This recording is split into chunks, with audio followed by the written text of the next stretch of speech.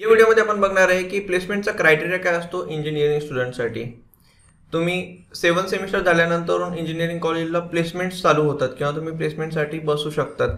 तर तुमचं जर कॅम्पस प्लेसमेंट होत असेल किंवा कॉलेज खूप रेप्युटेड असेल तर कॉलेजमध्येच कंपन्या व्हिजिट करतात आणि तुम्ही प्लेसमेंटसाठी बसू शकतात। तर आपण सगळ्यात पहिले बघूयात की प्लेसमेंटचा क्रायटेरिया काय असतो। तर क्रायटेरिया म्हणजे काय की कुठली मुलं प्लेसमेंटसाठी बसू शकतात, तर त्यासाठी जे मिनिमम रिक्वायरमेंट ठेवले जातात त्याला म्हणतात प्लेसमेंटचा क्रायटेरिया। कारण जेव्हा एखादी कंपनी कॉलेजला व्हिजिट करते किंवा तुम्ही स्वतःहून जर कंपनीकडे अप्लाय करता तर त्यांची काही मिनिमम रिक्वायरमेंट ठरलेली असते। त्या मिनिमम रिक्वायरमेंटमध्ये जर तुम्ही बसत असेल तरच ते तुमचे पुढचे राऊंड किंवा इंटरव्ह्यूची प्रोसेस कंडक्ट करतात। तुम्ही जर ते मिनिमम रिक्वायरमेंटमध्ये जर तुम्ही बसत नसेल तर ते तुम्हाला त्या कंपनीसाठी कन्सिडर करत नाही। तर यालाच म्हटलं जातं प्लेसमेंटचा क्रायटेरिया। आता हा क्रायटेरिया काय असतो तर मोस्ट ऑफ द कंपनीसाठी मिनिमम 60% येत होतात। मिनिमम 60% हे तुमचे लास्ट इयरपर्यंत किंवा लास्टच्या प्रत्येक सेमिस्टरमध्ये किंवा प्रत्येक इयरचा जे ॲग्रिगेट असतं त्यामध्ये तुम्हाला मिनिमम 60% हे पाहिजे। काही कंपन्या हे मिनिमम 55% वाल्याला पण प्लेसमेंटसाठी बसण्यासाठी अलाव करतात। आता हे डिपेंड करतं कंपनीवरती की कुठली कंपनी येते, ती कुठलं पॅकेज घेऊन येते, त्याच्यानुसार हे त्यांचा क्रायटेरिया जो आहे मिनिमम पर्सेंटेजचा तो चेंज होतो। आणि कॅम्पस प्लेसमेंटमध्ये ते आणखीन एक क्रायटेरिया असतो की नो करंट बॅकलॉग्स। नो करंट बॅकलॉग्स म्हणजे तुम्ही कुठल्या विषयामध्ये सध्या तुम्ही फेल नसायला पाहिजे। तर इंजिनिअरिंग टर्म्समध्ये याला एटीकेटी पण म्हणतात। तुमची करंट आहे ना कुठली एटीकेटी नको, म्हणजे तुमचा कुठला विषय तुम्ही फेल नको, नाहीतर मग तुम्ही प्लेसमेंटला बसू शकत नाही। तर हे जे क्रायटेरिया आहेत हे कंपनी टू कंपनी डिफर करतात, वेगवेगळे असतात। तर या क्रायटेरियामध्ये बसल्यानंतर मग पुढे कंपनी काय करते तर तुम्हाला इंटरव्ह्यूच्या प्रोसेसमधनं जावं लागतं। तर काय आहे इंटरव्ह्यूची प्रोसेस? जनरली सगळ्यात पहिला जो राऊंड असतो तो असतो ॲप्टिट्यूड टेस्ट। त्यानंतर ते तुम्हाला ज्यांनी ॲप्टिट्यूड टेस्ट क्रॅक केली आहे किंवा जे पास झाले त्यांना ते ग्रुप डिस्कशनसाठी अलाव करतात। ग्रुप डिस्कशनमध्ये तुम्हाला काय करायचं असतं, एखादा टॉपिक दिला जातो, त्या टॉपिकवरती सगळ्यांना काही टाइम दिला जातो। त्यामध्ये तुम्हाला तुमचे मुद्दे जे असतात, पॉझिटिव्ह पॉईंट्स, निगेटिव्ह पॉईंट्स हे डिस्कस करायचे असतात, ते मांडायचे असतात। आणि इंटरव्ह्यूचं पॅनल ते नोट करतं की कुठल्या स्टुडंट हा त्याचा पॉईंट किंवा वेल प्रेझेंट करतोय, त्याच्यावरनं तुम्हाला काही रेटिंग दिली जाते। आता ग्रुप डिस्कशनमध्ये जर तुम्ही ग्रुप डिस्कशनमध्ये पास झाले तर तुम्ही पुढच्या राऊंडला जाता आणि त्यानंतर मग technical round 1, technical round 2, technical round 3 असे तुमचे राऊंड होऊ शकतात। टेक्निकल राऊंडमध्ये ते तुम्हाला टेक्निकल क्वेश्चन विचारले जाते, जे तुम्ही इंजिनिअरिंगमध्ये शिकले त्याबद्दल ते क्वेश्चन असू शकतात किंवा प्रोग्रामिंग लँग्वेजबद्दल ते क्वेश्चन असू शकतात। तर राऊंड 1 मध्ये मे बी तो फर्स्ट राऊंड जो आहे तो रिटर्न असू शकतो किंवा कॉम्प्युटरवरती तुम्हाला काही प्रोग्राम्स वगैरे लिहायचे असू शकतात, त्याला टायमर वगैरे लावलेला असेल। आणि टेक्निकल नेक्स्ट जो राऊंड असेल तो टेक्निकल डिस्कशन असू शकतो। जे एखादा पर्सन तुमच्या समोर बसलाय तो टेक्निकल क्वेश्चन तुम्हाला विचारतोय आणि तुम्हाला त्याला रिप्लाय द्यायचा आहे।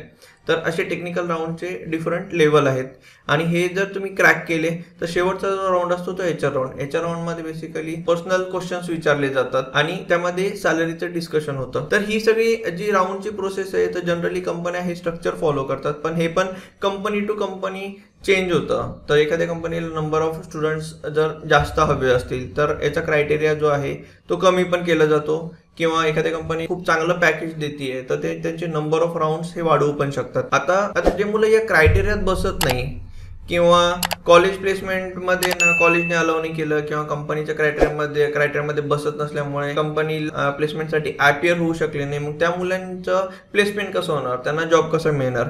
तर त्यांना पण जॉब मिळतो, तर फक्त त्यासाठी त्यांना काही ॲडिशनल प्रिपरेशन करावी लागते। तर काय आहे ती प्रिपरेशन? ती मुलं बाहेर कंपन्या स्वतःहून सर्च करू शकतात, जॉब स्वतःहून सर्च करू शकतात। तर जॉब सर्च ते कसं करणार आहे?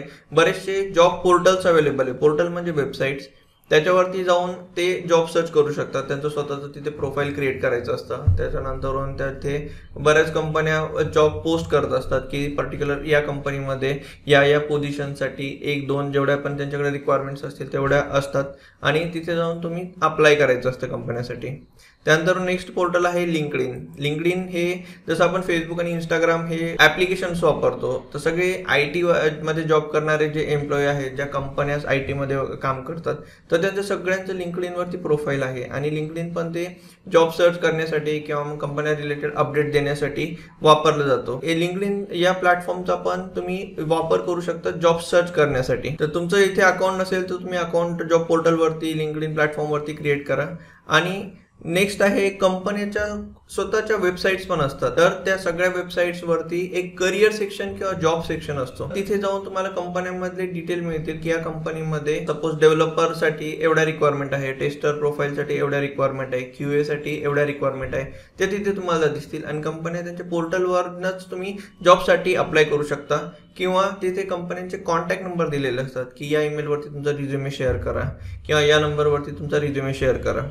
तर अशा पद्धतीने तुम्ही जॉबसाठी अप्लाय करू शकता. ऑफ कॅम्पसमध्ये ज्यावेळी आपण जॉब सर्च करतो त्यावेळी क्राऊड खूप मोठा असतो आणि जसं एखाद्या रिक्वायरमेंटसाठी मग 1000 2000 एवढे पण रिझ्युमे येतात. तर तुम्हाला त्या 1000 2000 स्टुडंट्समध्ये ना काहीतरी वेगळं करावं लागेल, तरच तुमचा रिझ्युमे कन्सिडर केला जाईल किंवा तुम्हाला इंटरव्ह्यूचे कॉल येतील. तुम्हाला काय करायचं आहे की क्राऊडपेक्षा काहीतरी वेगळी गोष्ट करावी लागणार आहे तुम्हाला.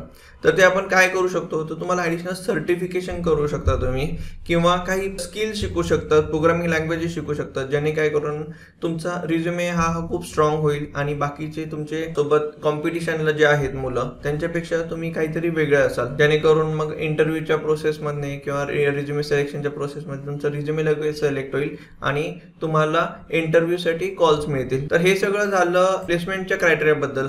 इंटरव्ह्यू प्रोसेसबद्दल मी एक कम्प्लीट सेपरेट व्हिडिओ बनवेल, त्याच्यामध्ये जे मी इथे पॉईंट सांगितलेले ते मी डिटेलमध्ये डिस्कस करेल आणि त्याची लिंक पण मी या व्हिडिओच्या डिस्क्रिप्शनमध्ये देईल. अशा माहितीसाठी चॅनलला सबस्क्राईब करून ठेवा आणि बेल आयकॉनला पण हिट करून ठेवा, जेणेकरून माझ्याकडे येणारे अपडेट सगळे तुम्हाला मिळतील. तुम्ही माझ्या फ्री व्हॉट्सअप ग्रुप पण जॉईन करू शकता, जेणेकरून तुम्हाला माझे सगळे अपडेट्स मिळत राहतील. तुम्हाला इंजिनिअरिंग करिअर रिलेटेड काही गायडन्स हवा असेल किंवा पर्सनल काउन्सिलिंग करून घ्यायची असेल तर माझा नंबर इथे दिलेला आहे. या नंबरवरती तुम्ही कॉन्टॅक्ट करू शकता, कॉल करू शकता किंवा व्हॉट्सअपवरती मेसेज करा. माझ्या टीमकडनं तुम्हाला लगेच कॉल बॅक येईल.